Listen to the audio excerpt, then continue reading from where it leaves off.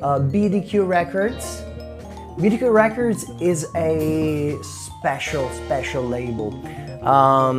It's a BunnDebrettQuintet project. So it's a project created by Stephen Bunn, the legendary DJ, first DJ of the Ministry of Sound actually, and John DeBrett. Together in the 90s they gave life to Mother Earth.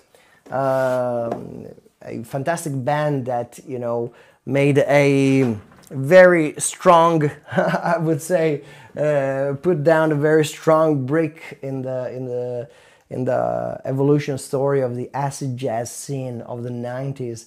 And now they got back together. They created the BDQ Records, BunnDebrettQuintet Records, and the one you just listened to is a new track that will be released in the upcoming third album that they will release soon. And here we have the cover of the first release.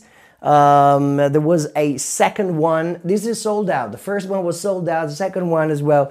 Now the third one is about to be released, and this track you just enjoyed, the title of the track is One Night in Conegliano. Actually, I just translated in English because the name of the track is Una notte a Conegliano, which means one night in Conegliano, in this beautiful town where we are streaming from.